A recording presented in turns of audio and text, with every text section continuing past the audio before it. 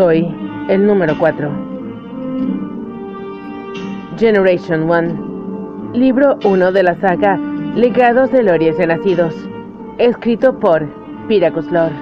Les narra Concepción Rebozo.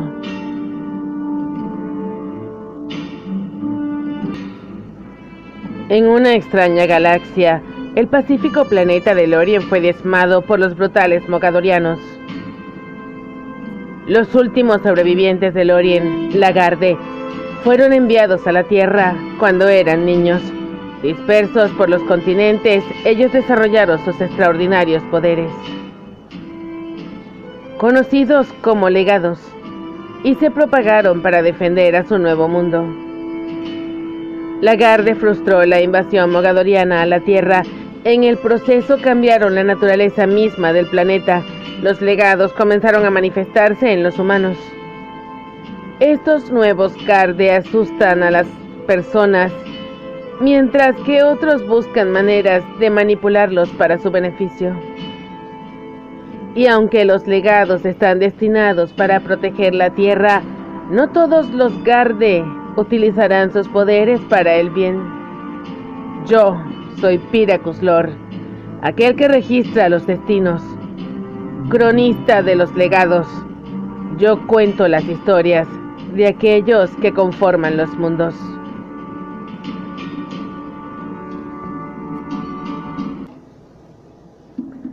Capítulo 1.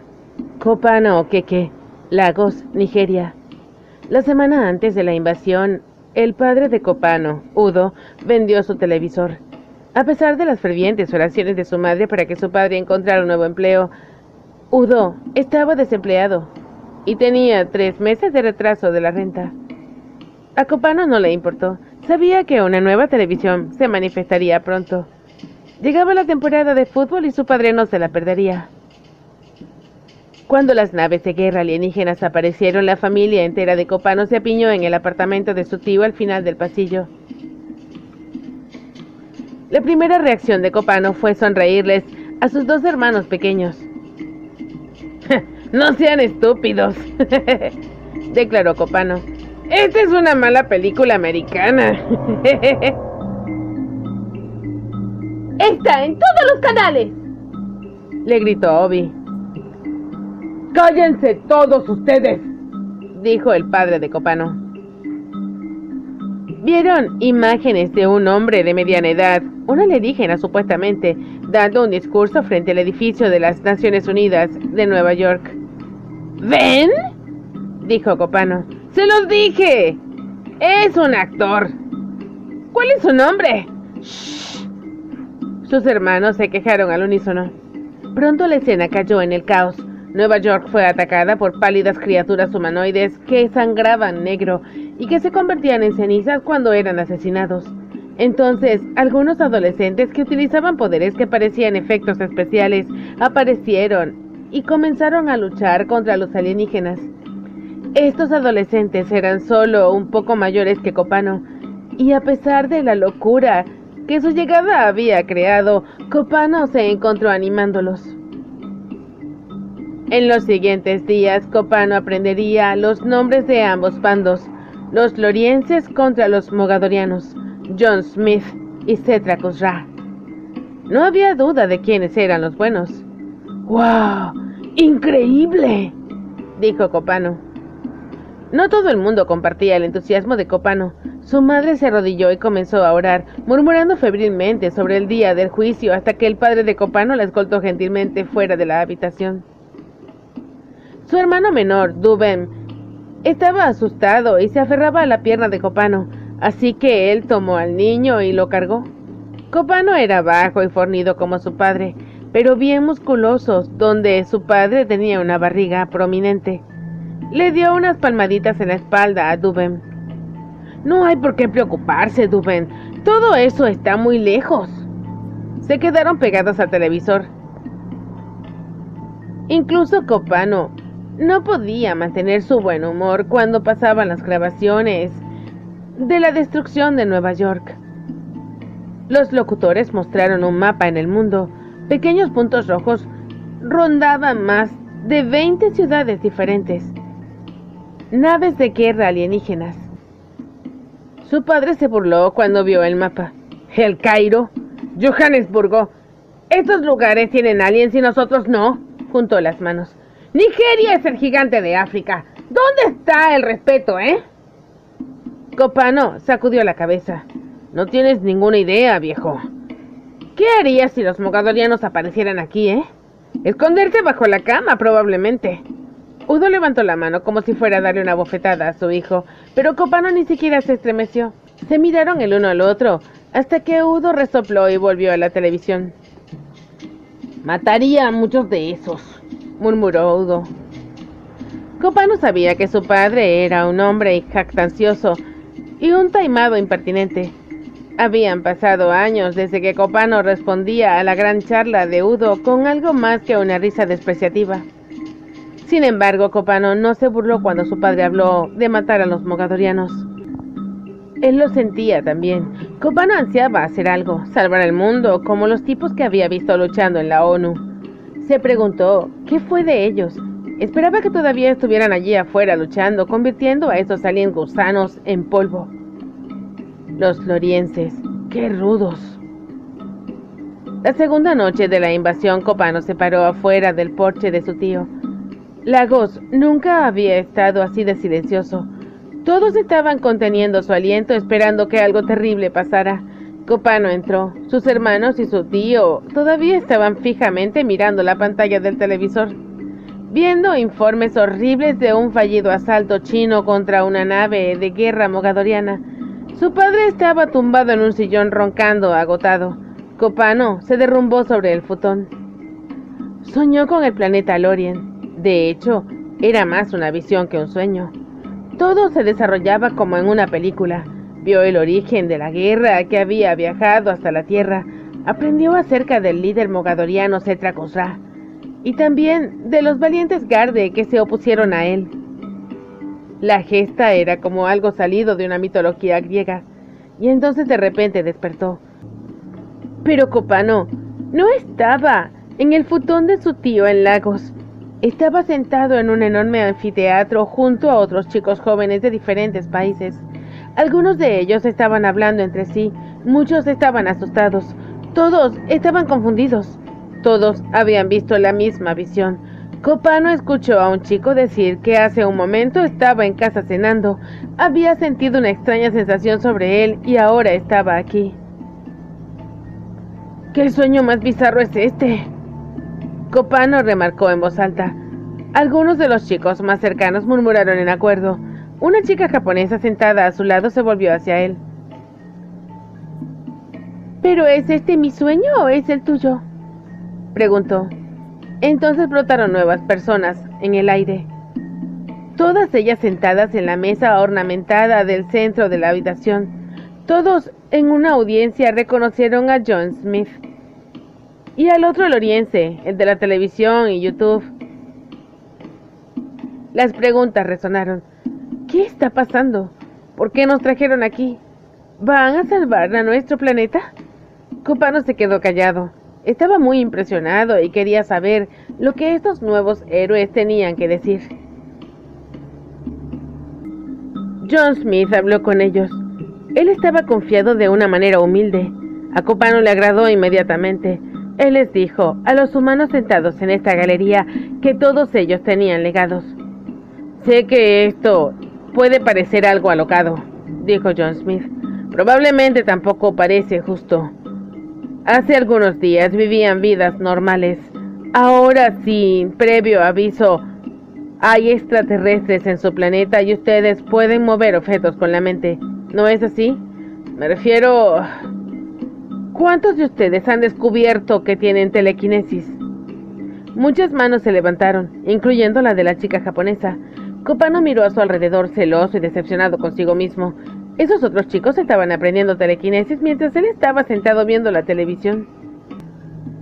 Una chica loriense que brillaba intensamente en la mesa, con una extraña voz que hacía eco, mostró un mapa de la Tierra con localizaciones marcadas.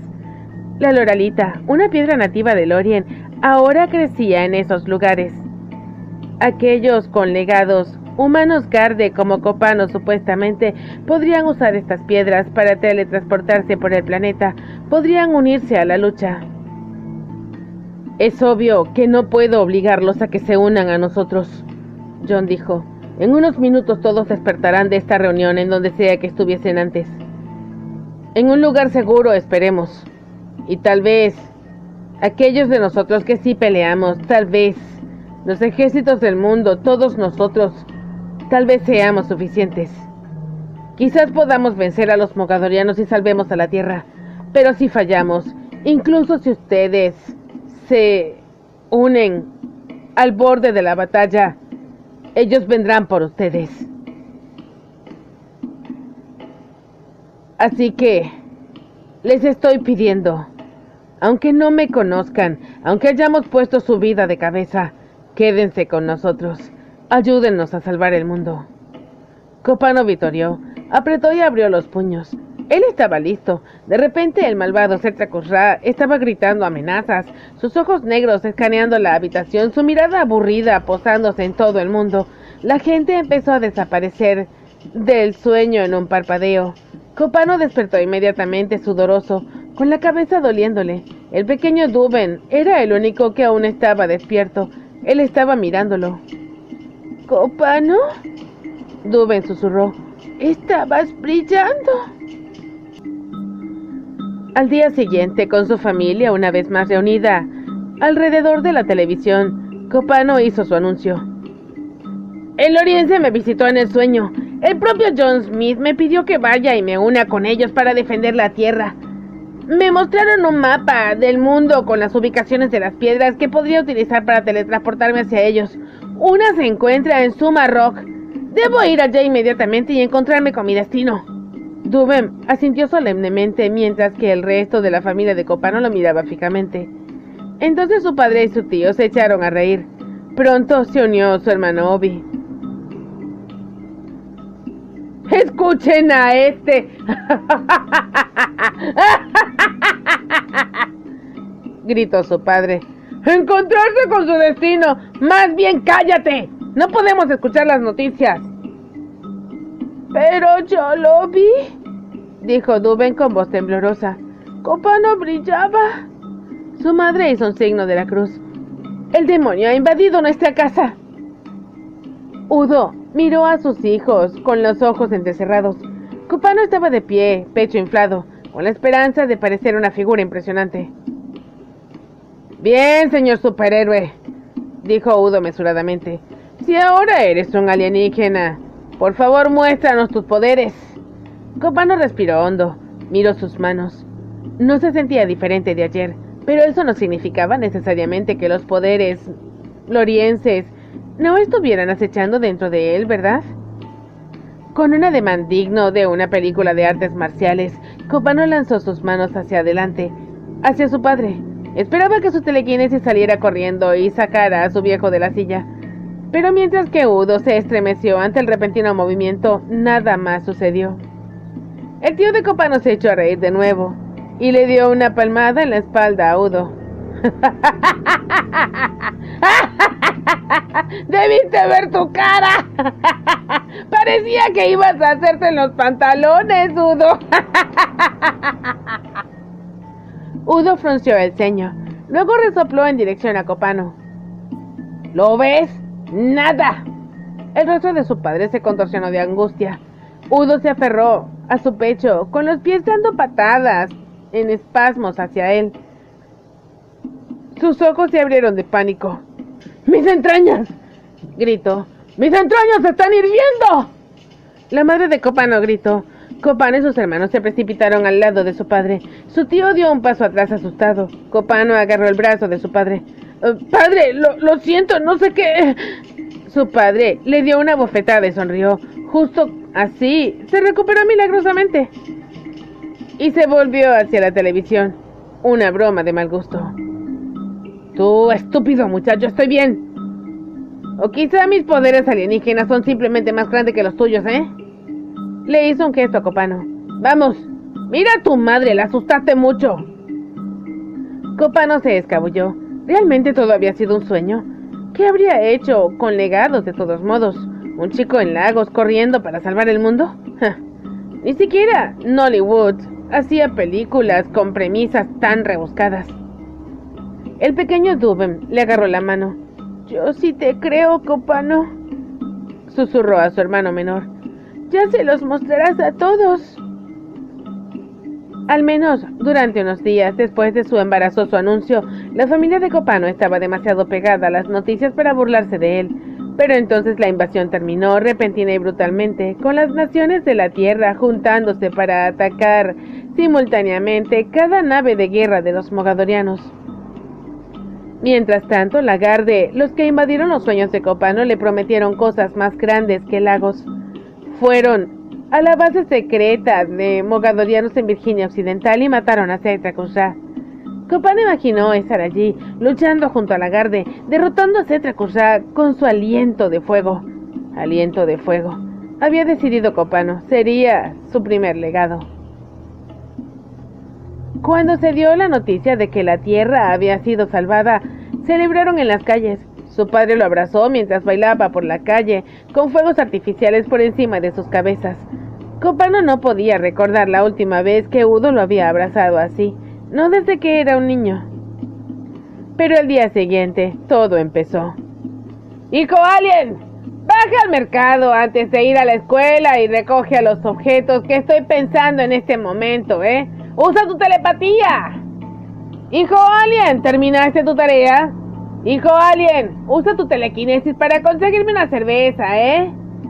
Copano sonrió a pesar de todo, pero por dentro estaba molesto.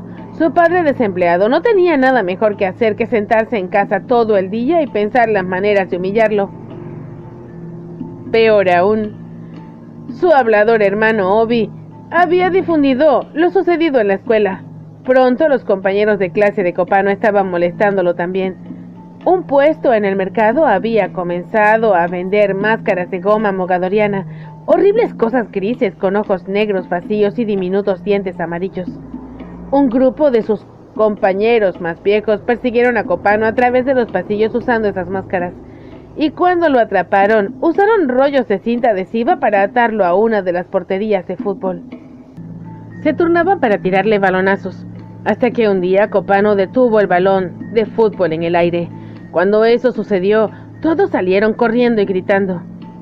«¡Ah, finalmente!», se susurró Copano a sí mismo cuando comenzó a liberarse. «¡Finalmente!».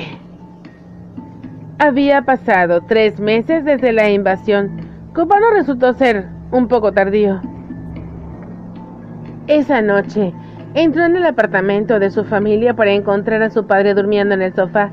Con sus hermanos pequeños observando, Copano utilizó su telequinesis para hacer levitar el sofá arriba, sobre el suelo.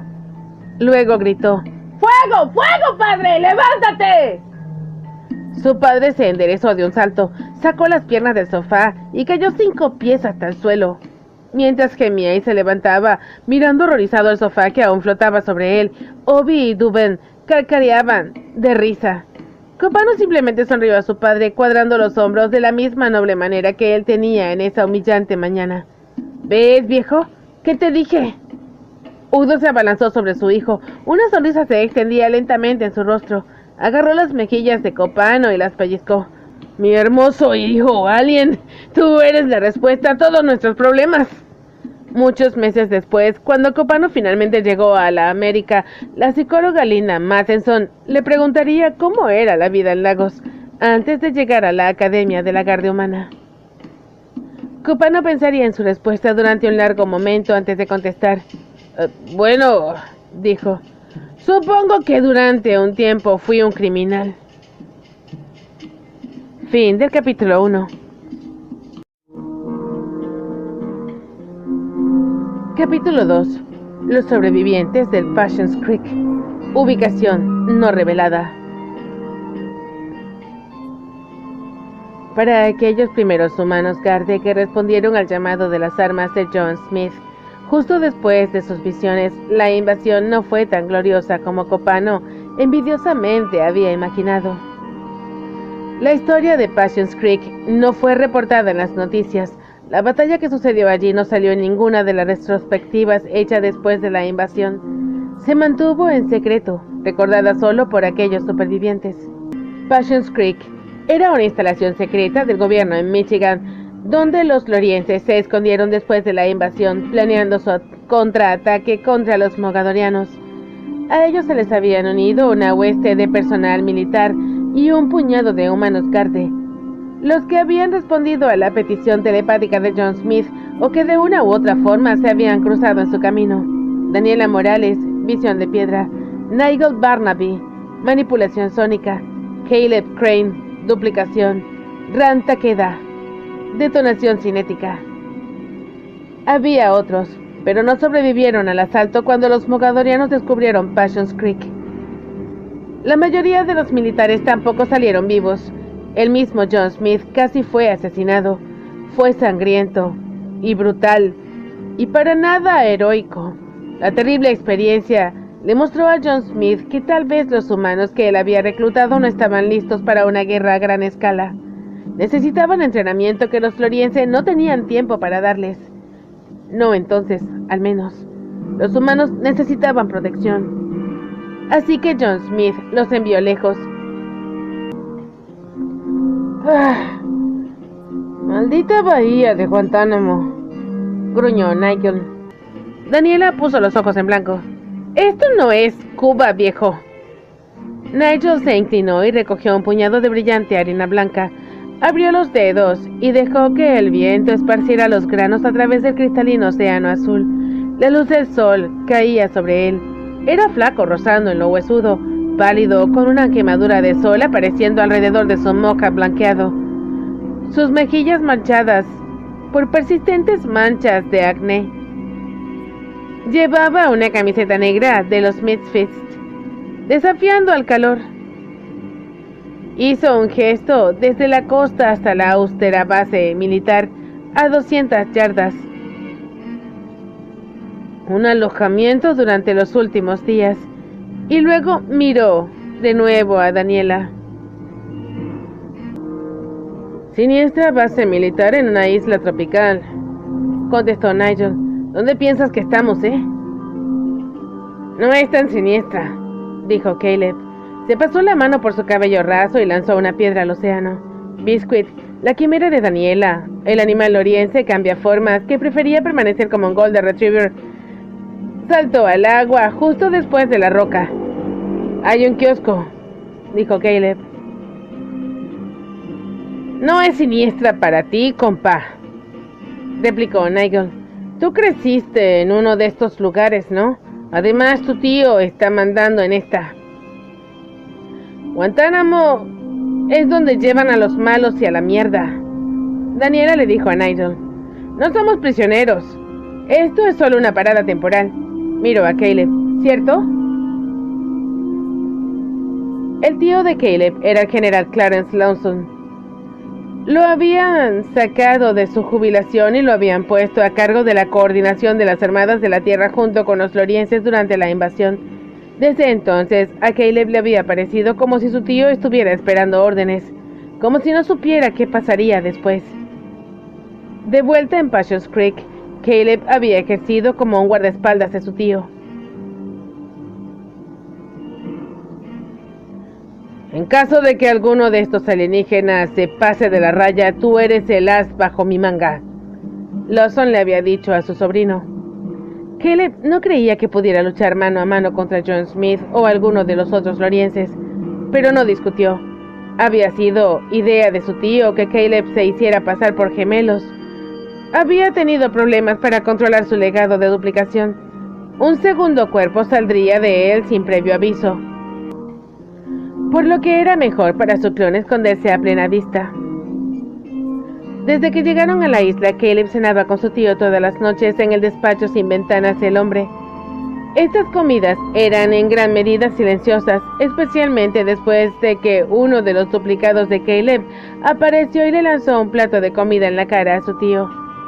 Desde Passions Creek, los duplicados se estaban volviendo difíciles de controlar, más problemáticos, con mente propia. Caleb no se lo contó a nadie. Mantenía la boca cerrada como un buen soldado. Simplemente la sintió a Daniela. Probablemente tengas razón, dijo. Nigel, Resopló. No creyó nada de lo que Caleb dijo. Se volvió observando a su propia quimera, el forma de mapache bandido buscando conchas marinas. Daniela aplaudió. Solo quiero volver a Nueva York, amigo, dijo. Encontrar a mi mamá y hacer algo útil. Todos asintieron en acuerdo, incluso la silenciosa Rantakeda, la chica japonesa que estaba sentada en la arena con su quimera en forma de tortuga. Gamera, acariciándole suavemente con el dorso de la mano su caparazón áspero. Esta era su vida, ver las noticias de la secuela de la invasión, comer la básica comida militar calentada en microondas y pasar rato en la playa. A veces practicaban su telequinesis copiando los juegos rudimentarios que 9 les había enseñado a toda prisa durante su breve sesión de entrenamiento con él. Miraban al futuro, esperando que eventualmente pudieran ser útiles, e hicieron lo posible para no pensar en Passions Creek. Eventualmente Daniela y Caleb se alejaron dejando a Nigel solo en la playa con Rand. Entonces, ¿qué piensas, silenciosa y violenta, preguntó él. ¿Somos príncipes o princesas o prisioneros? Rand miró de arriba a abajo a Nigel. No creo que nadie sepa lo que somos, dijo después de una pausa. Nigel sonrió. Todavía no podía reponerse de Rand hablando en su preciso inglés. Pensó que había estado muda cuando la conoció en la piedra de Loralita de las cataratas del Niágara y durante toda su mala experiencia en Passions Creek.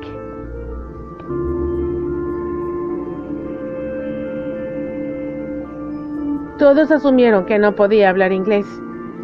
Ella le había salvado la vida en Passions Creek, tal vez más de una vez. Así que él se quedó cerca de ella. Empezó a notar la aguda forma en los ojos de Rand, en cómo seguía las conversaciones que ocurrían a su alrededor, y entonces la atrapó sonriendo durante una de las coloridas habladurías agresivas. La confrontó y ella admitió que podía hablar inglés. ¿Por qué no había dicho nada antes? Porque nadie se había molestado en preguntar. Por lo que Nigel sabía. Los otros todavía tenían la impresión de que ella era muda, que no podía entenderlos, o ambas. Así fue como comenzó su alianza.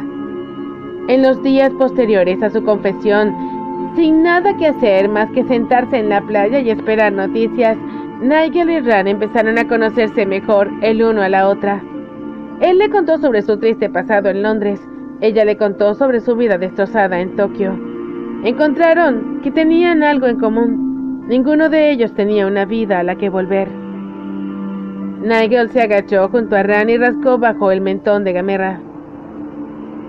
Por supuesto que te dieron la quimera llamada como un monstruo Godzilla, ¿verdad?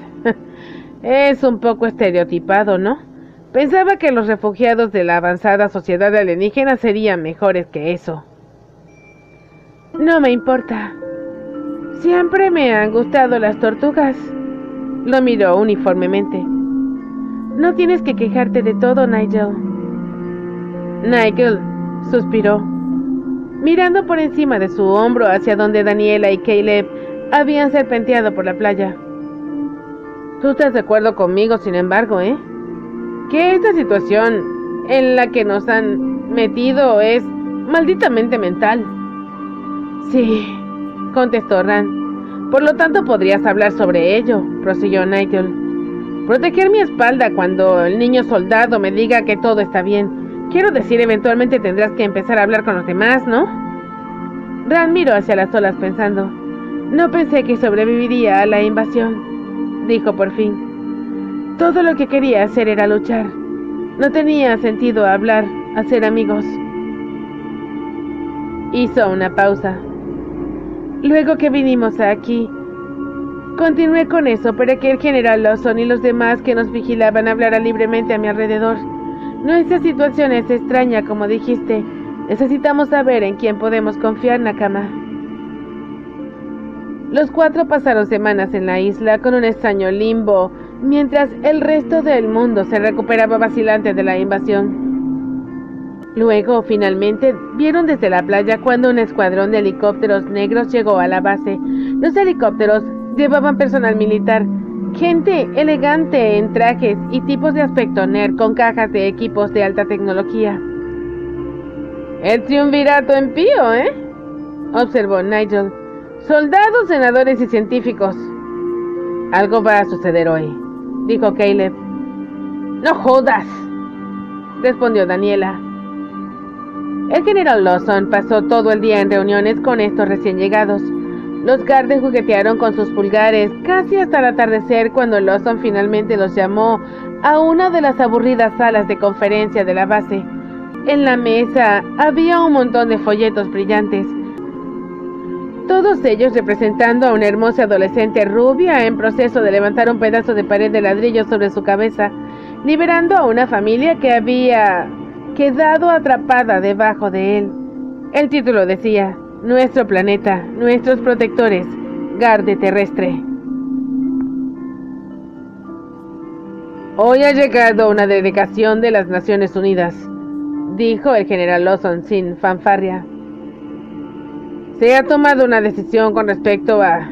¡Espera! Daniel interrumpió tocando uno de los folletos. ¿Por qué esta chica me luce tan familiar, eh? Ella es Melanie Jackson, respondió Caleb. Daniela lo miró sin comprender. ¿La primera hija? Ya sabes, la de nuestro presidente. Oh, sí, dijo Daniela. Es fuerte, ¿eh? Nigel entrecerró los ojos a su copia del folleto de la Garde Terrestre. Mucho maquillaje para un acto espontáneo de heroísmo. La señorita Jackson es la primera inscrita en el programa de la Garde Terrestre, una iniciativa administrada por la ONU para entrenarlos y desplegarlos a ustedes, Garde Humana. NTAL era un término acuñado primero por el ejército estadounidense, posiblemente por el propio Lawson. Dependiendo de quién preguntaba, significaba nativo terrícola aumentado por legados o nativo terrícola afectado por legados. Daniela sonrió. ¿Así es como nos están llamando ahora? ¿Garde Humana? Lawson suspiró. Es sencillo y menos ofensivo que Ental, aparentemente. Hay expertos de relaciones públicas involucrados. No es mi tarea de especialización. Oye, intervino Nigel. ¿Dijiste desplegarnos? ¿Como a modo de Stormtroopers? Lawson empezó de nuevo. Su paciencia para ser interrumpido había crecido exponencialmente desde que él comenzó a trabajar con Gardes. Los países participantes, que incluyen a Inglaterra y Japón, miró en dirección a Ran. Maldita sea. Se me olvidó llamar al intérprete para esto. No es necesario, dijo Ran. Por favor, continúe. Todo el mundo la miraba excepto Nigel, quien lanzó una carcajada. El general Lawson exhaló y sacudió la cabeza, tomando la revelación de Ran con calma. Como decía, el programa de la Garde Terrestre ha sido acordado por la mayoría de los países miembros de la ONU. Todos los Garde Humanos de las Naciones Unidas participantes deberían registrarse en la Garde Terrestre y recibir entrenamiento y observación en la Academia de Garde Humana, que actualmente está en construcción en California. Lawson deslizó paquetes a través de la mesa llenos de formas y densos contratos. Los detalles legales están aquí. Si quieren podemos traer a sus padres antes de que firmen cualquier cosa. Esto es una tontería, dijo Nigel, con un resoplido hojeando las páginas. Caleb intercambió una mirada con su tío y luego sacudió la cabeza. Así está bien, dijo. Ran y Daniela no dijeron nada. Sus familias habían desaparecido desde la invasión. Una vez que hayan pasado por un entrenamiento en la academia y aprobado que no serán un peligro para la sociedad, serán desplegados en una unidad de la Garde Terrestre. No como Stormtroopers, dijo Lawson con la mirada hacia la dirección de Nigel. Nadie se enfrentará a una situación de combate hasta que tengan al menos 18 años, y espero que para entonces los mogadorianos restantes hayan sido derrotados y el mundo sea una maldita utopía. El viejo militar sonrió.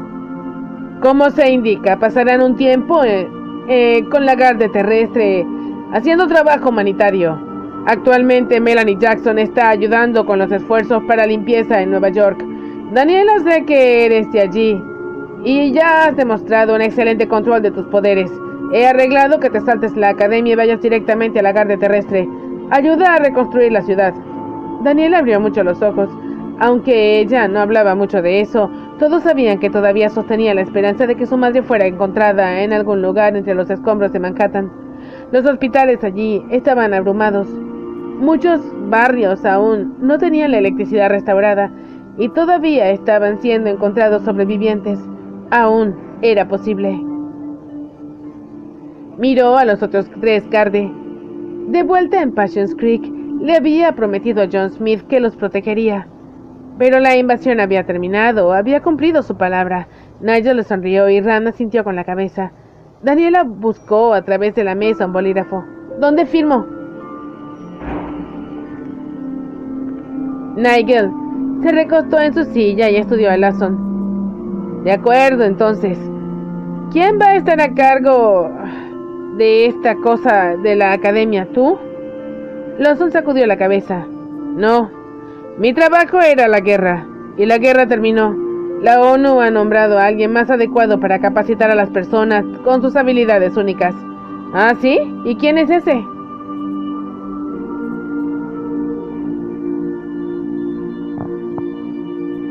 Los estadounidenses presionaron bastante para albergar a la academia. Con todo lo que los Estados Unidos habían hecho para coordinar el contraataque contra las naves de guerra mogadorianas, ninguno de los otros líderes del mundo estaba en condiciones de rehusarse. La academia estaría técnicamente en suelo internacional, todo financiado por la ONU, con pacificadores manejando la seguridad. A 50 millas del norte de San Francisco, el aislado Punta Reyes fue elegido como el lugar para la academia. El pueblo de California y el Servicio de Parques Nacionales generosamente les regalaron la tierra a las Naciones Unidas, con la promesa de ser tan ecoamigables como fuera posible. La construcción comenzó inmediatamente en los acantilados costeros de la antigua reserva natural. ¡Maldito viejo!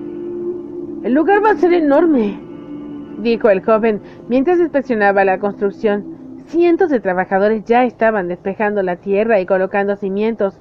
Topadoras y grúas retumbaban en el paisaje.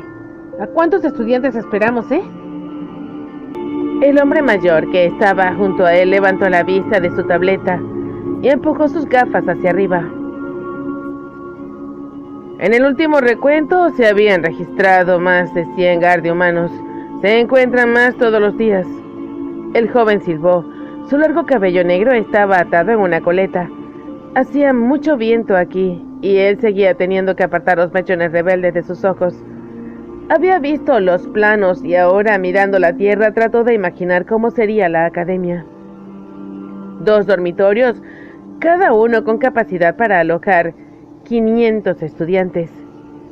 Un callejón sin salida de casas erigidas para el alojamiento de los profesores. Un edificio escolar equipado con ordenadores de última generación y laboratorios, un centro de recreación, un complejo de entrenamiento diseñado por los militares, un campo de deportes, energía solar y un generador de energía mareomotriz. Todo eso acunado entre los árboles del valle y los rocosos acantilados de la bahía Drake. No demasiado inusual, una escuela privada en medio de la nada. Aunque ésta estuviese rodeada de kilómetros de vallas de alambres de púa electrificada, cuyo perímetro era patrullado por el equipo de seguridad las 24 horas del día.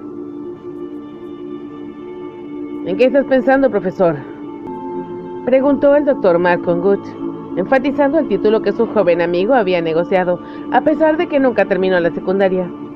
El joven frotó el lugar donde su brazo protésico se unía a su hombro. La cosa todavía le picaba como loco. No es un ático, dijo 9, pero supongo que funcionará. Fin del capítulo 2.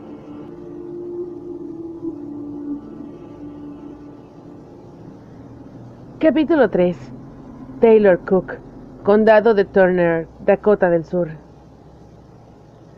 Lo más cercano a la acción que Taylor Cook vio durante la invasión fue cuando la camioneta llena de chicos locales retumbó por la granja de su familia y le preguntaron a su padre si quería ir a la guerra.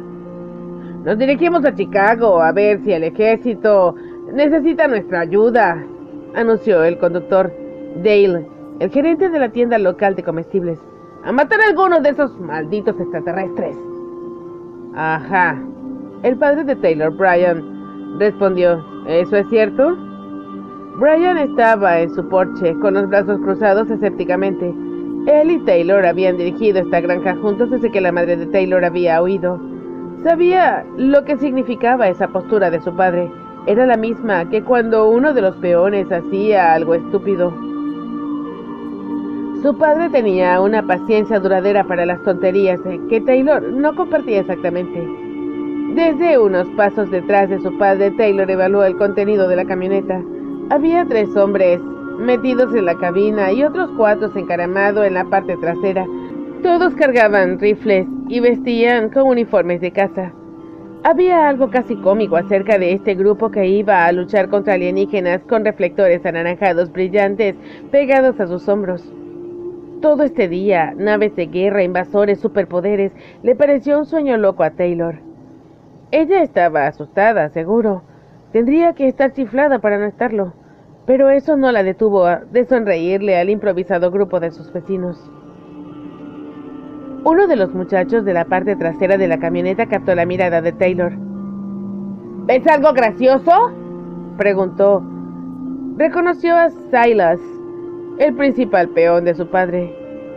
Apenas había pasado los 20 años, cabello oscuro peinado hacia atrás con una capa de gel, un cigarro colgando de sus labios. Taylor tiró su cabello rubio sobre sus hombros y cruzó los brazos involuntariamente copiando la postura de su padre. ¿Has visto el tamaño de esas naves espaciales?, preguntó ella, encontrándose con la mirada de Silas. ¿Qué van a hacer con sus rifles de caza contra eso? Jesús, ¿tienen tipos que pueden volar? El tipo volador está de nuestro lado, respondió Silas. Como sea, dijo Taylor. Estoy segura de que él está esperando que vayas a salvarlo, Silas. Es mejor que estar sentado sin hacer nada aquí, de todos modos, murmuró Silas. Estás corriendo a tu madre. Eso es lo que estás haciendo, dijo Taylor. Probablemente te caigas de la parte trasera de la camioneta antes de llegar a la frontera estatal. Algunos de los chicos de la parte trasera de la camioneta se rieron. Silas estaba que hervía de furia y se quedó en silencio. Las personas de las noticias dicen que deberíamos quedarnos en nuestras casas, dijo Brian con frialdad, dándole una mirada por encima del hombro a Taylor. Vayan a casa con sus familias, por el amor de Dios. Es un viaje de 10 horas hasta Chicago y quién sabe qué más. Es más seguro quedar fuera de esto. ¡Es el fin del mundo!, replicó Dale, con el brazo carnoso colgando fuera de la ventana de la camioneta. Al menos tenemos que caer peleando. Supuse que no seríamos buenos vecinos si no nos deteníamos y te preguntábamos si querías unirte a nosotros. Bueno, respondió Brian con un suspiro. Ya me preguntaste. Yo me quedo aquí con mi hija. Si ustedes insisten en salir corriendo a hacer algo peligroso, al diablo. Estarán en mis oraciones. Espero verte de nuevo. Fue bueno conocerte, Brian, dijo Dale, regresando a la camioneta al camino. No voy a trabajar mañana, señor Cook, dijo Silas, mientras la camioneta empezaba a alejarse. No esperaba que lo hicieras, hijo, respondió Brian.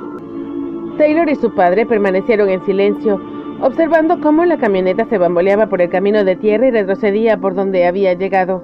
Cuando estuvo fuera de vista, su tierra era pacífica otra vez. Una mariposa voló cerca. Los cerdos chillaban incansablemente en el granero. Para Taylor, no parecía que el planeta estuviera en peligro. ¿No crees que realmente es el fin del mundo, o sí?, le preguntó a su papá. No lo sé, cariño, dijo Brian con calma. Nada hizo temblar a su padre, ni siquiera los llamados mogadorianos. ¿Quieres un poco de helado?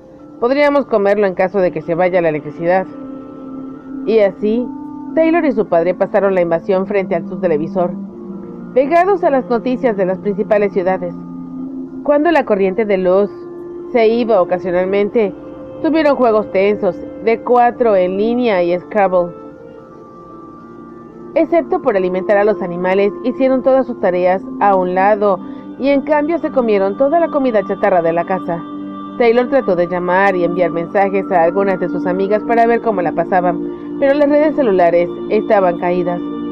La granja comenzó a sentirse como una isla muy alejada de las batallas que tenían lugar en todo el mundo.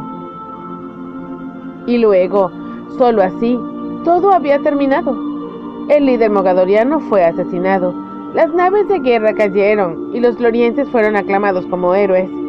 El número de muertos era alto, sobre todo en las grandes ciudades, pero estos números parecían casi inventados para Taylor, como si toda la invasión hubiera tenido lugar en un universo diferente. Nadie del condado Turner murió. Cuando Silas regresó a la granja una semana tras la invasión, ella se enteró de que él y los otros idiotas habían salido hacia Chicago. En su camioneta, habían sido devueltos por la Guardia Nacional en una de las gasolineras de la frontera de Minnesota. Pasaron a la invasión borrachos. Dentro de pocas semanas las cosas estaban muy parecidas a lo normal, al menos en la parte del mundo de Taylor. Vio las historias de adolescentes humanos obteniendo legados, sobre los mogadorianos haciendo la guerra de guerrillas en Rusia, acerca de las nuevas leyes que se aplicarían, sobre cómo extraterrestres como los lorienses se tendrían que comportar en la Tierra. Nada de eso cambió su día a día. Una guerra con su despertador, algunos mandados rápidos, escuela, cena, tarea y repetir. En la escuela llamaron a una asamblea. A todos los 158 estudiantes de la secundaria los embutieron en el gimnasio para hablar del agarre terrestre. Ahora era una ley que cualquiera que desarrollase legados debía reportarlos a las autoridades locales.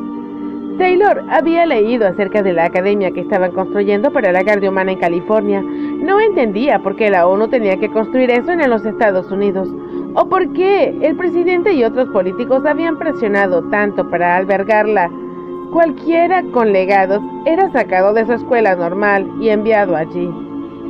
Un consejero escolar preguntó si alguno de los estudiantes había experimentado visiones o experiencias extracorporales, porque aparentemente ese era algo real ahora.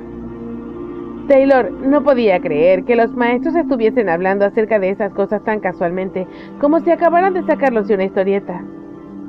Más tarde, en el pasillo, algunos chicos hicieron chistes sobre sus visiones nocturnas, y Taylor se quejó y puso los ojos en blanco, secretamente sintiendo alivio de que todos en su escuela fueran normales. Vamos a viajar a Chicago este fin de semana para ver la nave de guerra estrellada. La amiga de Taylor, Claire, le dijo en el bus un día, unos meses después de la invasión. ¿Qué? Taylor dijo. ¿En serio? Vi algunas chicas de Insta. Se acercaron tanto que el feo trasero de esa nave estaba justo detrás de ellas. Tantos me gusta. Claire continuó. Tal vez si me acerco lo suficiente tendré algunos legados. Taylor puso los ojos en blanco. No creo que eso funcione así. Son poderes alienígenas. Nadie sabe cómo funcionan. Claire rió y le dio un codazo amistoso a Taylor en las costillas. Vamos, como si no quisieras tener telequinesis o lo que sea.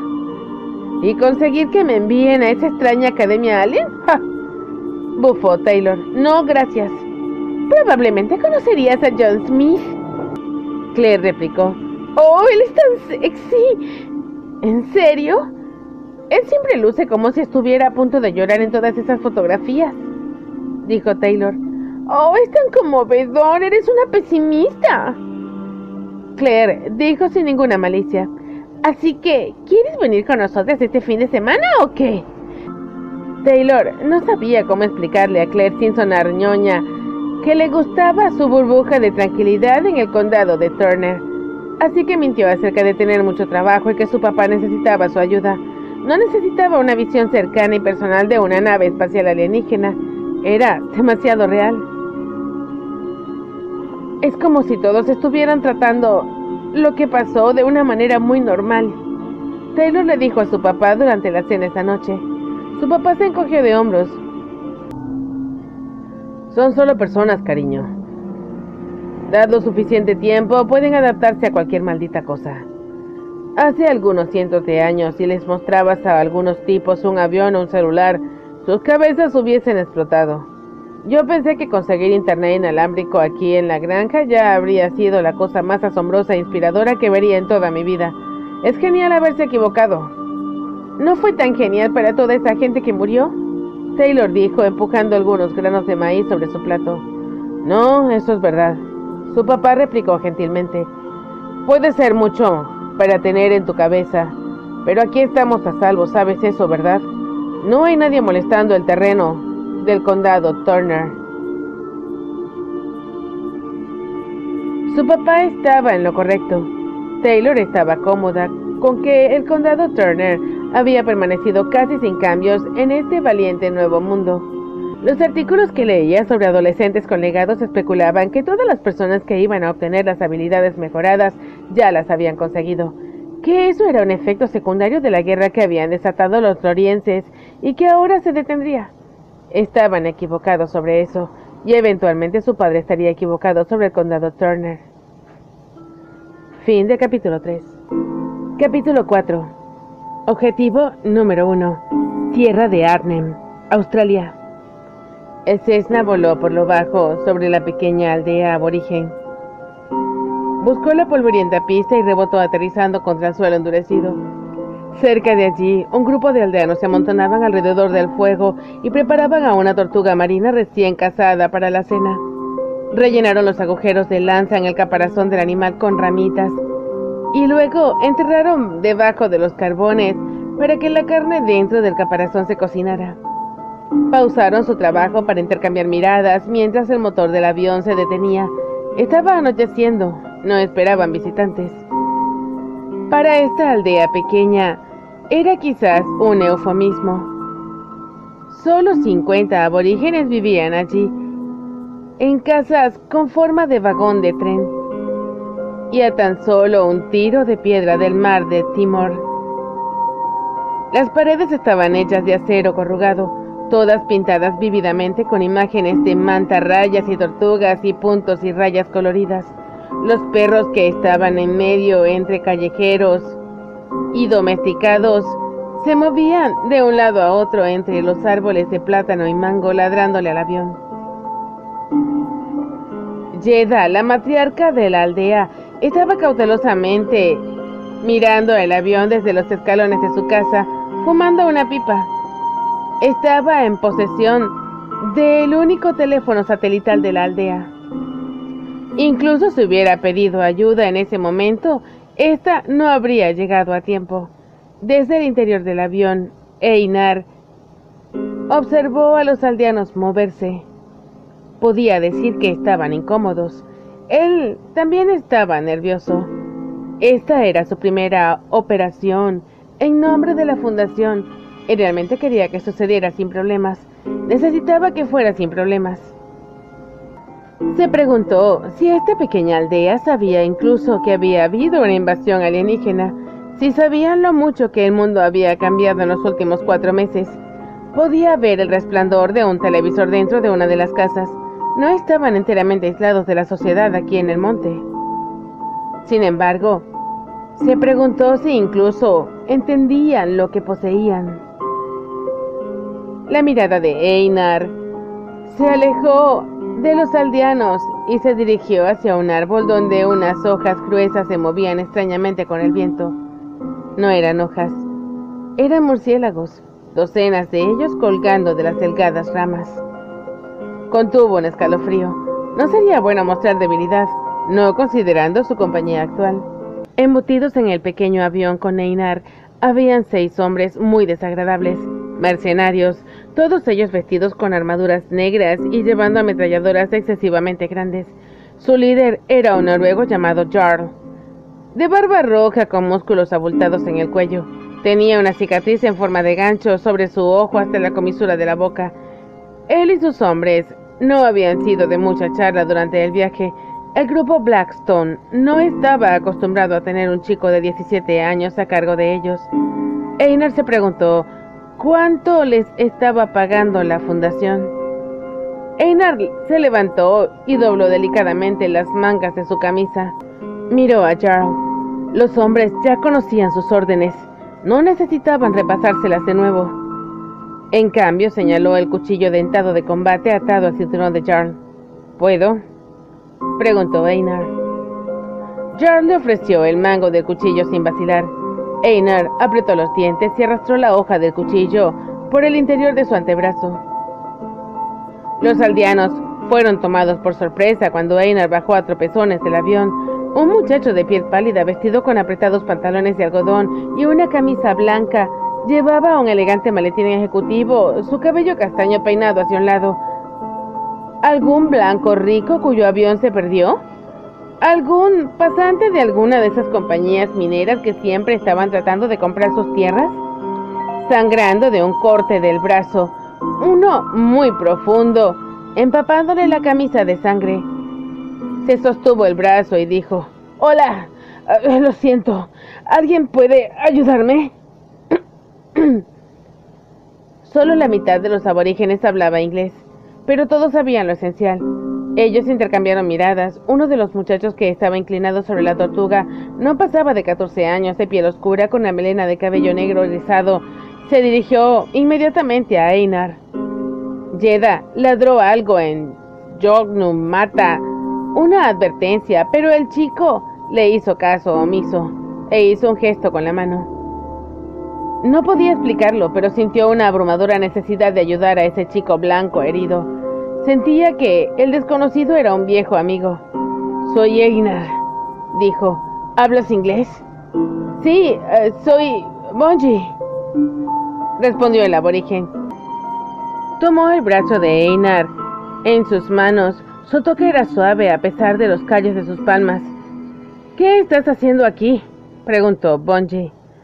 «Perdido», respondió Einar. «Perdido y herido, como puedes ver». «No por mucho», declaró Bonji, incapaz de mantener el orgullo y el entusiasmo fuera de su voz. Algunos de los rostros aldeanos se habían acercado. Siempre querían ver a Bonji usar su don, que había descubierto por primera vez cuando su hermano mayor se había cortado accidentalmente la mano con el hilo de pescar. Bonji apretó su mano sobre el brazo de Einar, sin prestar atención a la sangre. Entrecerró los ojos y Einar sintió una oleada cálida de energía que lo limpiaba por dentro. La sensación que siguió fue como un agradable cosquilleo. Cuando Bonji quitó la mano, el corte de Einar había desaparecido. Su brazo estaba curado. «¡Extraordinario!», dijo Einar sonriéndole a Bonji. «Mi amigo, ¿puedes hacer esto?». Einar levantó su maletín y luego le soltó. El objeto flotó allí, suspendido en el aire por la telequinesis. Algunos de los aldeanos jadearon. Bonji sonrió y luego se echó a reír. «¡Tú eres como yo!». El aborigen usó su propia telequinesis y levitó un puñado de rocas cercanas. Las hizo flotar alrededor de los dos como pequeños meteoros orbitando en un planeta. «Efectivamente», dijo Einar, y abrió su maletín flotante. Sacó un arma tranquilizante y le disparó a Bonji en el cuello. Todas las rocas que él estaba levitando cayeron del aire. Para cuando las rocas cayeron al suelo, Jarl y sus hombres salían del avión, con sus armas haciendo clic mientras los seguros eran removidos. Se ocuparon de los aldeanos mientras Einar llevaba a Bonji al avión. La fundación estaría encantada. Fin del capítulo 4.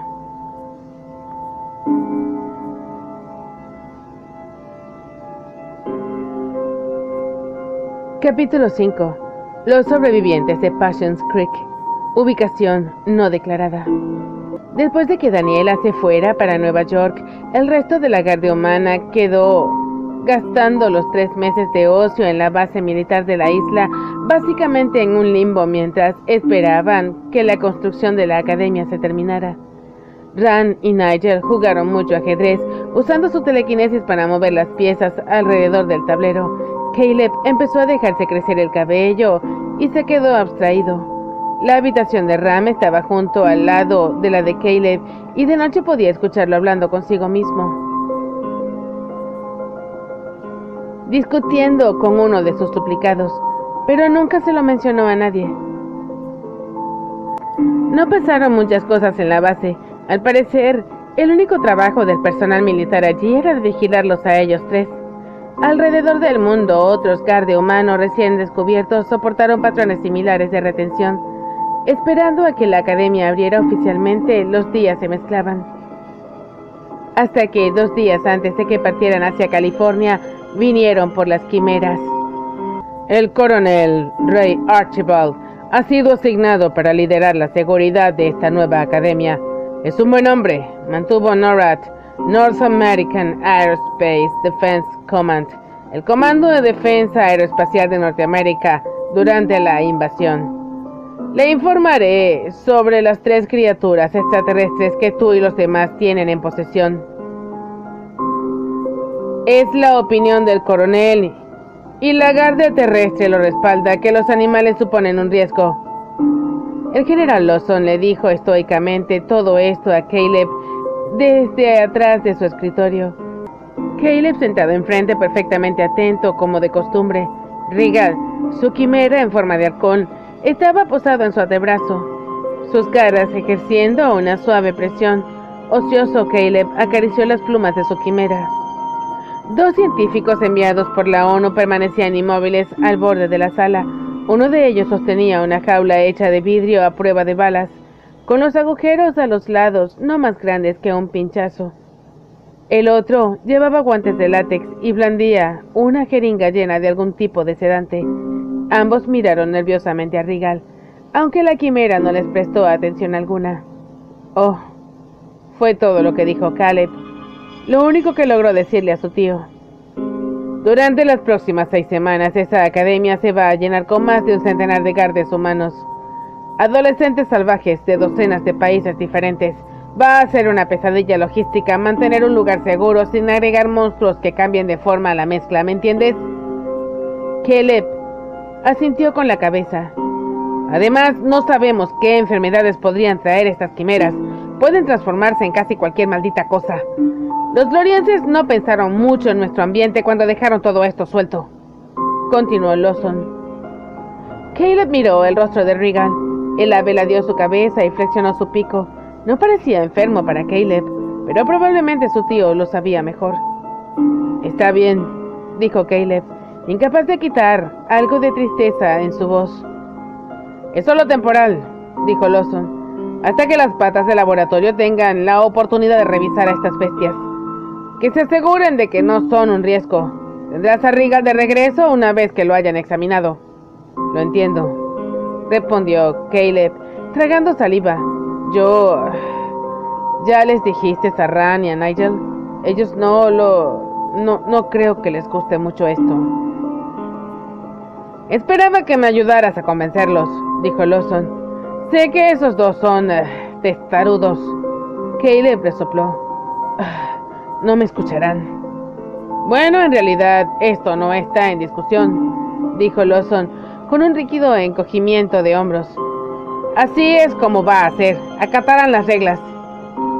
Con un gesto de Lawson, los 2 científicos se acercaron a Caleb y a Regal. Caleb sintió que las garras de Regal se apretaban a su brazo. La quimera se movía incómoda. Levantó su mano libre hacia el científico con la inyección. Mejor déjeme hacerlo a mí, dijo. Él no confía en ustedes. El doctor apareció, aliviado de entregarle la inyección a Caleb. Los ojos oscuros de Regal parpadearon con la cabeza inclinada mientras miraba a Caleb y luego a la aguja. Lo siento, amigo. Sé que esto apesta, susurró Caleb a su quimera, con la esperanza de que su tío no lo escuchara, o al menos de que no lo juzgara por ser suave. Es lo mejor, supongo. Regal soltó un chillido cuando entró la aguja. Caleb pensó que este fue más de tristeza que de dolor, pero venció ese pensamiento, justo como regresó al duplicado que intentaba salir de él para agarrar a Regal y correr lo más lejos posible. Una vez que Regal dormía tranquilamente en su jaula, fueron en busca de los otros Garde y sus quimeras. Caleb tuvo problemas para evitar que sus hombros se desplomaran en el camino. Encontraron a Nigel primero. descansando en la hamaca que había enganchado en su habitación, escuchando un punk rock chillón a través de un par de auriculares demasiado grandes. Bandido de aspecto hosco como su dueño descansaba en el vientre de Nigel, con sus piernas peludas hacia arriba en el aire. «Señor Barnaby, necesitamos un momento», empezó Lawson. Nigel vio a los científicos, a sus guantes, a la jaula y a la aguja. Leyó la mirada sombría en el rostro de ese, siguiendo las reglas de Caleb. Entendió lo que sucedía rápidamente. «¡Por mi culo! ¡Corre, bandido! ¡Escapa de los malditos fascistas estos!» Bandido escuchó. Se bajó de Nigel y se transformó en el aire, reduciéndose a un ratón. Se escurrió hacia el conducto de ventilación más cercano. Los científicos estaban demasiado hipnotizados por la transformación para reaccionar. Caleb no. Tenía órdenes. Con un golpe de su telequinesis cerró el conducto de ventilación, cortando la ruta de escape de Bandido. Luego hizo flotar a la quimera, manteniéndola en alto telequinéticamente, gentilmente. Ella pataleaba. Bandido comenzó a transformarse en algo más grande. Su piel oscura, garras y colmillos. Antes de que las cosas pudieran llegar más lejos, fuera de control, Lawson le arrebató la jeringa con el tranquilizante al congelado científico y la introdujo en la pata transformada de Bandido. «Joven, agradezco su lealtad hacia este animal, pero la Guardia Terrestre ha determinado...»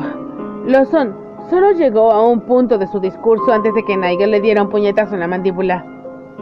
Nigel era delgado y no había tirado muchos golpes en su vida, pero lo que su puñetazo carecía en fuerza, lo compensaba en pasión. Sin mencionar el elemento sorpresa, el golpe atrapó a Lawson con la guardia baja y envió al viejo tropezando hacia atrás. Terminó cayendo en la hamaca de Nigel, con las piernas pateando torpemente en el aire. Dos duplicados surgieron de Caleb y agarraron a Nigel por los brazos, presionándolo contra la pared. «¡Solo estás empeorando las cosas, Nigel!», gritó Caleb, los duplicados haciendo eco a sus palabras. «¡Métete eso por el culo, tú, vendido pajero!», respondió Nigel. Luego tomó una profunda bocanada de aire y vociferó, su legado de manipulación sónica volviéndose sus siguientes palabras lo suficientemente fuertes como para hacer retumbar las paredes, por no mencionar que hicieron que todos en la habitación se estremecieran y tropezaran. «¡Ron! ¡Están robándose a las quimeras!». El grito de Nigel, similar a una sirena de policía, se abrió todo el camino hasta Ran en la playa. Ella estaba sentada con las piernas cruzadas, en paz, hasta que en ese momento escuchó su grito. Gamera se bañaba con la luz del sol junto a ella. Con el grito de Nigel, Gamera estiró su grueso cuello para mirar a Ran. Ella frunció el ceño pensativa, rascando suavemente a Gamera bajo su mentón. «Más vale que vayas al agua», le dijo en japonés. «Encuéntrame cuando sea seguro, amiga mía». Gamera pareció entenderlo. Se acercó a la costa. Miró hacia atrás una vez y luego se lanzó con gracia en el océano. Dan suspiró. Su partida hacia la academia no fue con el mejor comienzo. Fin del capítulo 5.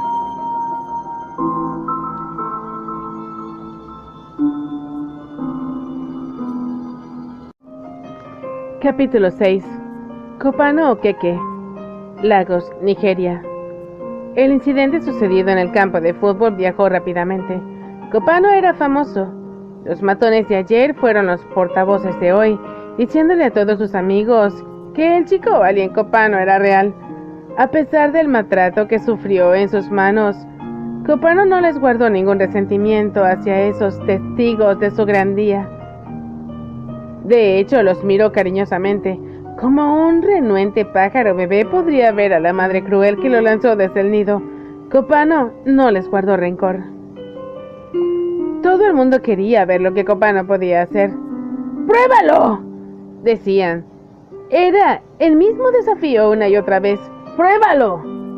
Al final del siguiente día escolar, a Kopano le dolía el rostro de tanto sonreír. Había pasado la mayor parte del día haciendo trucos, levitando mesas, hacer malabares con objetos. Incluso hizo volar un par de sus compañeros gritones a través del comedor. Sus maestros estaban asombrados. sin saber cuál era el protocolo en caso de interrupción por superpoderes. Copano era uno de sus mejores estudiantes, por lo general tranquilo y cortés, por lo que le permitieron tener su día. Después de la salida, el director lo arrastró a un lado. «Lo que está sucediendo es muy bueno», dijo el director. «Serás el orgullo de Nigeria. Pero, por favor, Copano, debes entender que este es un lugar para el aprendizaje. Debes tratar de no distraer a los demás estudiantes». «No se preocupe», se jactó Copano. «Pronto me uniré a la Garden América». Copano fue a su casa y le contó a su familia lo que decía el director. Su madre sacudió la cabeza con cansancio. Había gastado todo el día en la iglesia. Le dijo a Copano que estaba orando por su seguridad, pero Copano estaba seguro de que eso significaba que estaba tratando de rezar para que sus legados desaparecieran. «Ten cuidado, Copano», le advirtió su madre.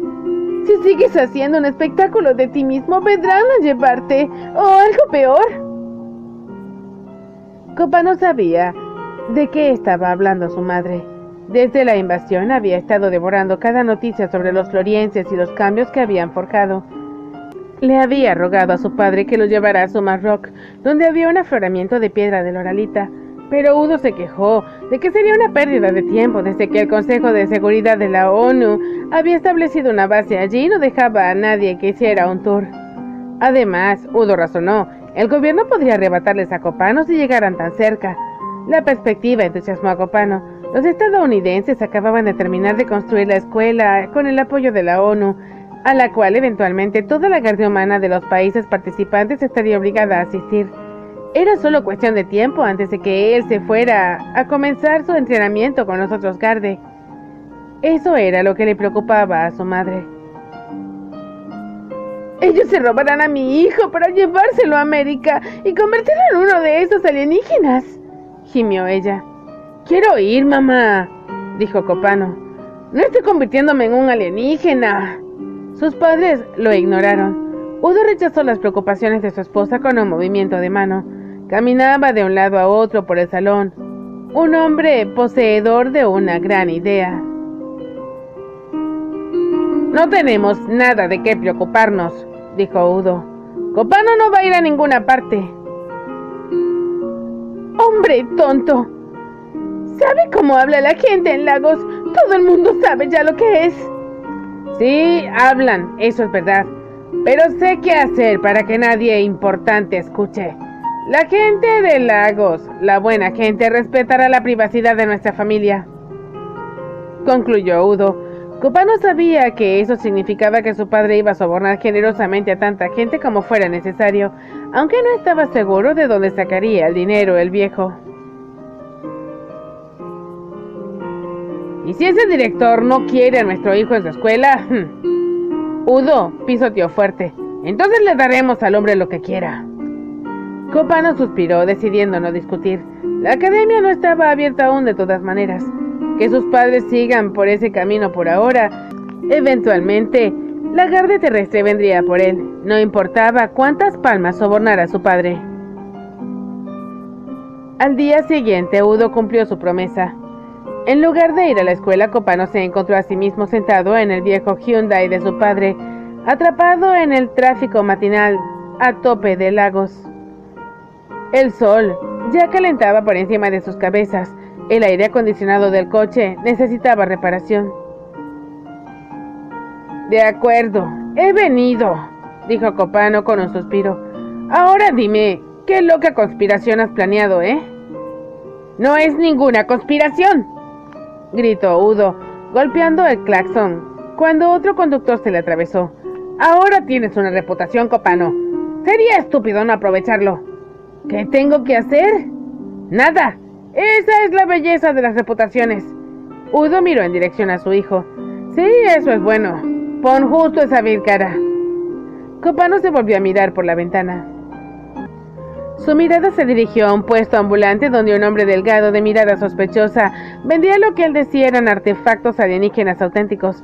Para Copano parecían trozos rotos de electrónicos comunes, tostadoras, partes de televisores, teléfonos celulares derretidos. El tipo de chatarra que se encontraría en el basurero. Volvió a sacudir la cabeza. Atravesaron el puente hasta la isla Victoria. Los edificios abatidos y atestados del barrio de Copano fueron reemplazados por brillantes rascacielos, muchos de los cuales todavía estaban en construcción.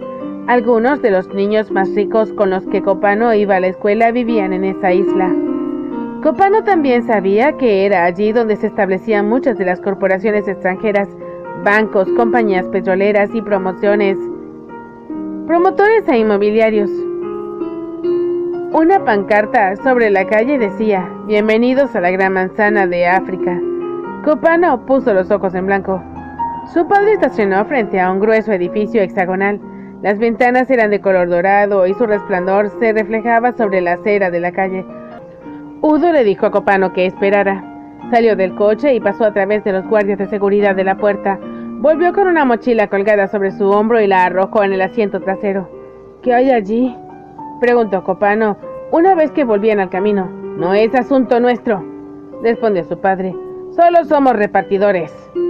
Copano se estiró para agarrar la mochila, pero su padre gritó y luego le golpeó la mano, desviándose sin querer hacia el carril contrario. Copano rió. Si realmente quería, él podía quitarle la mochila a su padre usando su telequinesis. Sin embargo, decidió entonces que quizás era mejor que su padre no lo supiera. Este trabajo en el que Udo lo había involucrado no era luchar exactamente contra mogadorianos por el destino del mundo, pero al menos había algo de emoción, una sensación de capa y espada, como si fuera un espía. Copano no quería arruinarlo averiguando qué transportaban, contratos bancarios o algo igualmente aburrido. Condujeron media ciudad, lejos de la isla Victoria, en un área donde las carreteras estaban llenas de baches y los destartalados edificios parecían que estaban empujándose unos a otros por espacio. Flacos vendedores ambulantes miraban con avidez dentro del coche. Copano se enderezó un poco. Udo estacionó frente a una cuadra donde los edificios se habían derrumbado unos sobre los otros, como un castillo de naipes después de un fuerte viento. El área estaba bloqueada por cinta policíaca, un cartel anunciando a los promotores inmobiliarios que se habían comprometido a restaurar el barrio estaba cubierto por grafiti. Copano vio a un grupo de hombres recogiendo a través de los escombros. La mayoría de ellos parecían vagabundos sudorosos por el trabajo, no mucho mayores que él. Supervisándolos estaba un hombre rechoncho con un casco de seguridad que destacaba aún más por su traje blanco arrugado. Copano se volvió hacia su padre. ¿Y ahora qué? Udo bajó la ventanilla del lado de Copano. «Dale la mochila». Detuvo a Copano a que saliera del coche. «¡Usa tus poderes!». Copano frunció el ceño. «¿En serio? Solo esta vez», insistió su padre. «Así sabrán que somos reales». Con inestable control, pues seguía aprendiendo a dominar su telequinesis, Copano levantó la mochila desde el asiento de atrás, la pasó flotando a través de la ventana y la dejó en las manos del hombre del traje blanco. Todo su personal se había detenido a mirar. Copano se llenó de gusto al ver cómo sus bocas estaban abiertas de admiración. Los días y luego las semanas siguieron así. Siempre había más recados misteriosos, un volumen creciente de hombres en trajes caros y gafas de color brillante, asintiendo con aprobación durante las entregas telequinéticas de Copano. Fue así como Copano empezó a ir a la escuela, solo un par de días a la semana, y solo ante la insistencia de su madre. No daba más espectáculos, estaba muy ocupado en ponerse al día con el trabajo escolar. Sus maestros no hacían un alboroto por sus ausencias, asumieron que tenía que ver con su entrenamiento como guardia humano, y Copano sospechaba que Udo había jugado un papel en eso. Escuchaba los susurros de sus compañeros de clase sobre el trato especial que le daban, pero nadie tenía las agallas para decirle nada en la cara a Copano. Su padre era de nuevo un hombre importante, todo gracias a Copano. «El servicio de mensajería más seguro de Lagos», escuchó alardear a su padre por teléfono. «Nadie más tendrá sus entregas protegidas por un auténtico superpoderoso guardia». Trabajaban para los bancos, las compañías petroleras, los promotores. Hacían entregas a hoteles, a chozas, a barrios pobres y a complejos turísticos. A veces tomaban mochilas de lona de los policías y las entregaban a empleados de las embajadas. Copano visitó partes de lagos que nunca había visto, nunca miró dentro de las mochilas, nunca preguntó qué era lo que transportaban. La familia volvió a tener un televisor en su apartamento, el alquiler fue pagado, pronto sus hermanos serían transferidos a mejores escuelas privadas. Esto no era América, no era Lagarde, pero Copano se dijo a sí mismo que estaba haciendo el bien, al menos para su familia. Practicó una mirada de acero para sus entregas, pero tuvo dificultades para quitar la sonrisa de su rostro. Pasaron meses antes de que alguien decidiera probarlo. Udo conducía hacia un lugar de entregas. Su elegante y recién comprado Lexus gris estaba fuera de lugar en uno de los barrios más miserables de Lagos.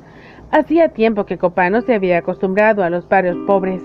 No se sentía muy cómodo allí, pero había comenzado a sentir que su coche era una burbuja de protección.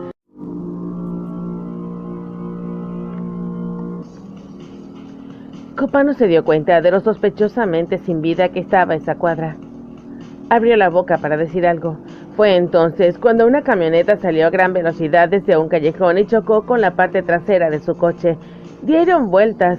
Su padre gritó. Los oídos de Copano zumbaron. Cuando se detuvieron al estrellarse contra una señal de tráfico, Copano los vio. 5 hombres con posamontañas rojos brillante. Había 2 en la camioneta y 3 de pie.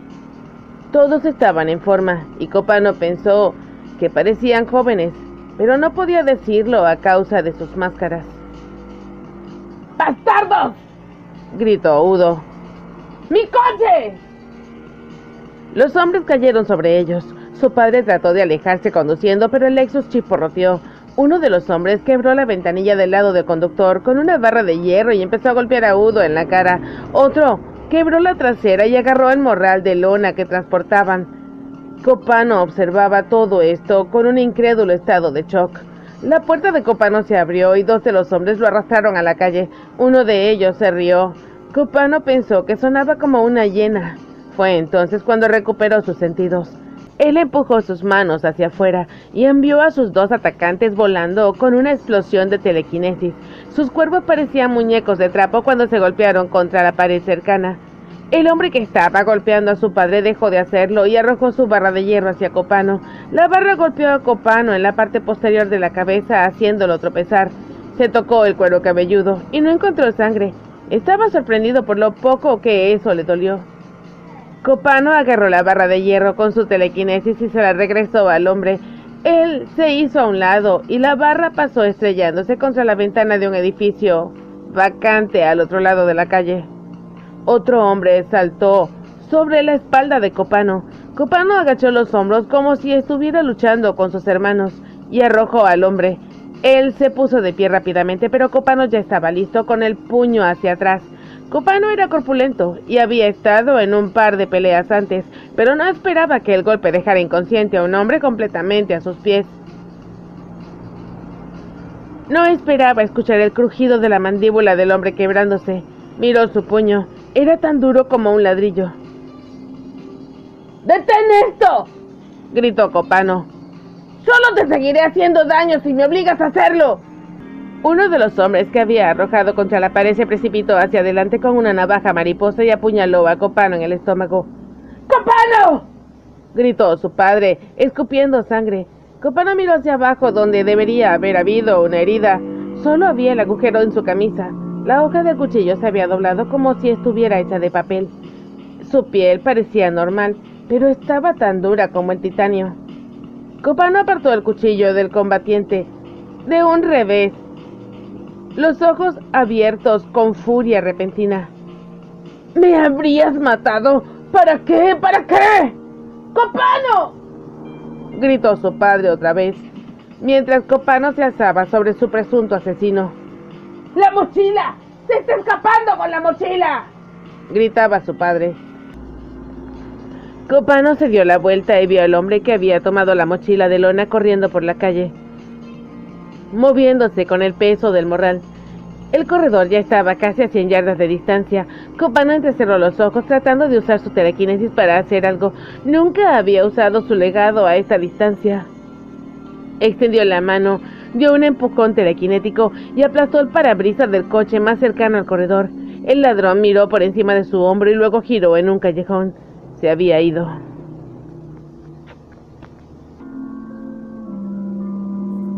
«Yo fallé», dijo Copano. Los otros ladrones habían aprovechado su distracción para escabullirse, excepto por los dos que Copano había dejado fuera de combate. «¡Tú dejaste que escapara!», ladró su padre. Dio la vuelta alrededor del coche y le dio una patada a uno de los agresores caídos y le arrancó la máscara. Ninguno de los dos reconoció al chico. Él no era nadie. «¡Vamos! ¡Tenemos que salir de aquí!», dijo su padre. En el viaje a casa, Copano se frotó los nudillos y los antebrazos. Su piel no se sentía diferente. Su sentido del tacto no había cambiado. Sin embargo, lo sabía. Había una nueva dureza al acecho dentro de él. Se preguntó si su nuevo legado era el resultado de los trabajos que había estado haciendo con su padre. «No creo que debamos hacer esto nunca más», dijo en voz baja. «¿Qué?», bramó su padre. «¿No entiendes lo que acaba de pasar, chico? Hemos perdido una entrega. El siguiente trabajo es la menor de nuestras preocupaciones. Tendremos que hacer las paces y rápido». Copano no sabía lo que esto significaba. Sacudió la cabeza y miró por la ventana rota. El aire caliente corriendo dentro del coche. «Esto no es lo que yo quería», dijo. Su padre resopló ignorándolo. Condujeron el resto del camino hacia casa en silencio. Esa noche, cuando estaba intentando dormir, Copano podía escuchar la voz suplicante de su padre a través de las paredes. Udo había estado en el teléfono casi sin parar desde que regresaron a casa, hablando con cualquiera que fuera el misterioso gran hombre que estaba a cargo del paquete que habían perdido. Hablaba con una voz mansa que Copano no hubiera pensado que su padre fuera capaz de hacer. Copano se revolvía y rodaba. Las engatusadas disculpas de Udo eran la peor canción de cuna. Copano debió haberse quedado dormido, porque no escuchó cuando se abrió la puerta de su habitación, ni notó la sombra que se extendía por el suelo. Sus ojos se abrieron de golpe solo cuando una mano fría presionó su boca. «Copano», dijo una voz, «es hora de irnos». Fin del capítulo 6. Hasta la próxima, y que tengan el mejor de sus días. Bienvenidos una vez más a todos aquellos que se han suscrito recientemente y a los que todavía me acompañan y que están conmigo desde mis inicios. Gracias de todo corazón por estar conmigo, gracias por prestarme ese apoyo, gracias por el apoyo moral, por sus palabras, muchas gracias por sus comentarios. De verdad estoy muy agradecida por su presencia en mi vida y por dejarme permanecer en la de ustedes. Les entrego entonces esta nueva saga, que es, digamos, la segunda saga de Pyrrhus Lore. Son 3 libros de los legados renacidos de Lórien. Este es el primero de los 3 libros que vamos a ver a continuación. Todavía los otros 2 no han sido publicados. Así que a medida que los publique Pyrrhus Lore y consiga la traducción, pues estaré aportándoles este granito de arena para su entretenimiento personal. Aquellos que somos fanáticos de la serie de los legados de Lórien, yo soy una de ellos. Encontré en este libro asuntos muy fascinantes, situaciones muy fascinantes y por supuesto la gran interrogante al final de qué es lo que sigue, ¿no? Espero hayan disfrutado de la lectura que les hice y espero que continúen conmigo y que compartan en todas sus redes sociales los videos para que así otras personas puedan disfrutar del entretenimiento que les proporciono de forma gratuita. A aquellas personas que deseen colaborar, ya saben que pueden hacerlo a través del link de PayPal que está ubicado en la portada de mi canal, en la parte inferior derecha. También pueden hacerlo a través de Patreon, en donde estoy buscando un sponsor que me mantenga por el resto de mi existencia. O que me saque de Venezuela. Cualquiera de las dos está buena, ¿verdad? Bueno, también estoy en Patreon, me pueden ubicar por Conce48 de Libros Channel. Y también pueden enviarme tarjeta de gift card a aquellos que quieran y puedan a través de Amazon.com, tarjetas de email gift card. las cuales puedo utilizar vendiéndolas dentro de mi país para conseguir los bolivitas que necesito para la manutención tanto mía como de mi canal. Muy agradecida estoy de todo corazón a aquellas personas que me han ayudado de una u otra manera, ya sea compartiendo y difundiendo los videos en todas sus redes sociales, atrayendo más suscriptores a mi canal, a aquellas personas que de una u otra manera me han dado su apoyo moral en un momento difícil y a aquellas personas que de una u otra manera han colaborado económicamente conmigo en el pasado y que espero que lo puedan hacer en el futuro. Muchísimas gracias de todo corazón a todas las personas que siempre me tienen presente en todos sus días, que me escuchan continuamente y que les agrada mi trabajo y que les gusta mi trabajo. Muchísimas gracias de todo corazón, que Dios me los bendiga y les conceda lo que su corazón anhela. Hasta la próxima y que tengan el mejor de sus días. Bye.